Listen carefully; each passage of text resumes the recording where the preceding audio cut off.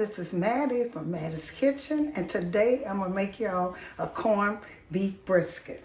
And here's the meat I'll be using. It's not a lot of stuff that go there, and they're cheap because they're getting ready for St. Patrick's Day. So you can buy them now. Go in the store. I bought this, I bought them. You can go to any store and get them, and I bought this one. This one I'm on about $16 because it's on sale for St. Patrick's Day. Now, there'll probably be a little bit more. But when you're making a corned beef hash, you should have your oven about 300. I got mine set 320. And it only takes 3 ingredients, 4 with the water. You're going to use some light brown sugar or dark brown sugar. You're going to have some Dijon mustard. And you're going to have the little package that come in the pack with the corned beef brisket. And those are things, and some water. Those are things, don't put nothing else on it. And you're going to let it cook. This is 3.5 pounds. And it cooks an hour per pound. So this will be cooking, it's 3.5 pounds. This will be cooking for 3.5 hours. And you check them, make sure you have a pan like this right here. I got a heavy duty pan. And I got a top to go onto it. And also, I have some aluminum foil. I'm also going to seal it with aluminum foil so it can cook. Now, don't rush it cooking. Like I said, it takes a while. And once it cooks the way it's supposed to be cooked, it tastes so good. Okay, I'm going to get back with you when I get ready to prepare. Okay, the first thing you do is make sure you wash and clean your corned beef brisket. I did that. And this fat up here, don't worry about, because that's going to come off. It's two, when you're cooking, looking at a corned beef brisket, okay, it's 2 sides. This is the side that's going to cook. You're going to put this at the bottom. This fat side right here always goes up. It goes up. And that's how you cook it. So I'm going to get ready to do it. I'm going to get ready. Okay. I start, like I said, 3 ingredients. Okay, I got the brown sugar and the Dijon mustard. So I'm going to take and put, you just want to wet this mustard. Make sure the mustard is wet enough. It don't matter how it is as long as it's coated. That's how you can measure it, as long as it's able to spread. So I had about 1/4 cup of brown sugar. And you saw I did a little skirt of this Dijon mustard. I just want enough to coat this brisket. That's all you need, to rub it on both sides. And if I don't have enough, you start back over. Now, that might not be enough, but I don't know. So first thing I'm going to do, I'm going to take this mustard, Dijon mustard, and some brown sugar, and I'm going to take it and I'm going to rub it over here. Rub it over real good. Make sure you do both sides, around the edges and stuff, the bottom. That's all you have to do, just rub it on here. You can let it set up for about 30 minutes if you want to. Make sure you rub it. And you're going to turn it on the other side. And you're going to do the other side the same way. That's a simple meal for a delicious piece of meat. It don't take much. Don't add all garlic and vegetables. All you need is these 3 ingredients to make it taste for a good corned beef hash. And I'm also, not a brisket, not a hash. Probably what I have left over, I will make some hash with it. And when you're making the hash and doing corned beef, it's just the way you cut you have to, when you're doing a brisket, you always cut it with the grain, so you can see the grain with it. And that's the smooth side. That's how you can tell. Now, the other side that's not the grain, it'll be stringy, a little stringy. So I'm going to rub this all over here.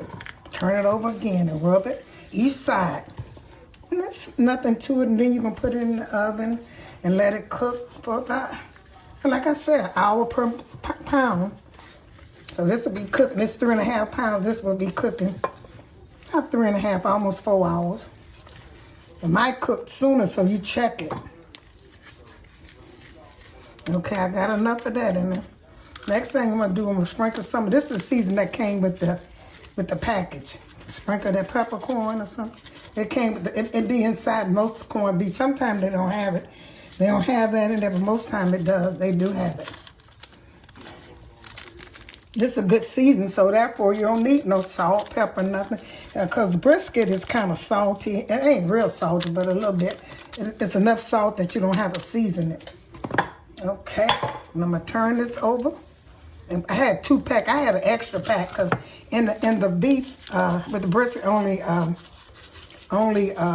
1 package comes. So I had another package that I had left. They made a mistake and put 2 packages in one, so I just kept it. Okay, I'm getting ready to put this in the pan over here. Put this in the pan and take this all this stuff and put it on my brisket. All of it's coming off of here. Make sure everything is clean now. We'll have you some gloves on. I always wear gloves. I feel comfortable when I'm eating people's food with gloves on. Okay, I'm almost ready to put this in the refrigerator. I'm refrigerator. Yeah, I'm gonna put it in the refrigerator and let it marinate for a while.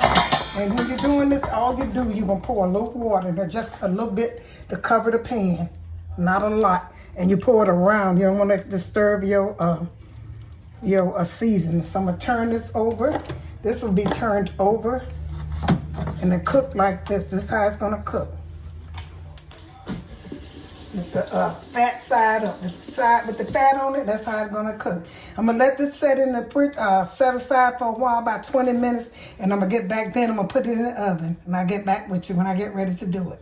Okay, my brisket has marinated for about 30 minutes, and I got my oven heated for 320. You can put it on 300. It's instructions said 300, but I know my oven. So you're gonna wrap this really, really good. See, I gotta wrap with aluminum foil. I put 2 pieces in because I want it to be tender. That'll make it tender. And then I'm gonna put a top on here. I have a top to go. Get it? Seal it down. You see this top? Set this in the oven, 320, and I'm gonna get back with you. Probably about when it cook about 2 hours, maybe 2.5 hours. I'm gonna get back with you and show you how it look. Okay, then I'll get back with you all. Okay, you all, it's been cooking about 3 hours, almost 3 hours. So I'm gonna cut a little piece off of it. So I turn it, how it come off. See, that's almost done. Yeah, that's almost done. That is good. Almost 3.5 hours. So I'm gonna taste this. Let's see how it tastes. See how it cut? Oh, that's done. That's tender. My goodness. Good to go with no season.